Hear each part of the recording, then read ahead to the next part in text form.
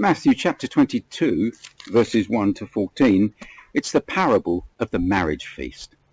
It's Tuesday of the week of the crucifixion, and Jesus is debating with the chief priests and the elders in the court of the temple.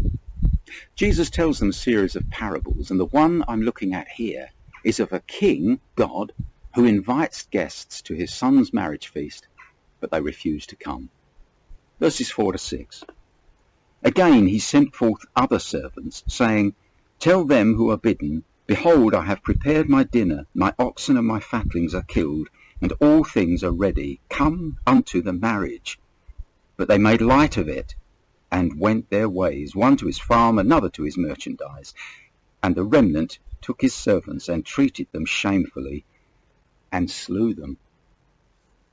God had secured their acceptance of his invite, but when the day arrived, they refused to come. What does he do? What would I do? I'd become angry. But God invites them a second time, apparently allowing for the fact that they had misunderstood or something. And so he says, tell them they are bidden, as though they haven't got the message. It's very gracious. He reminds them of their earlier commitment. He says that he is now ready and that they are to come. What grace!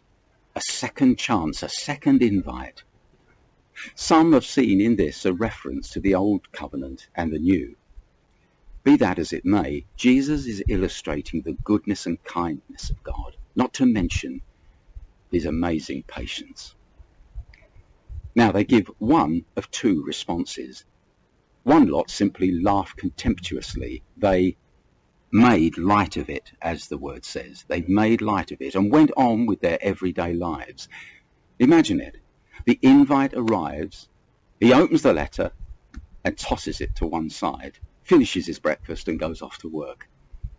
These are the secular and unreligious Jews who prefer to enter into business, politics or whatever rather than answer the call of God. But the second group are even worse.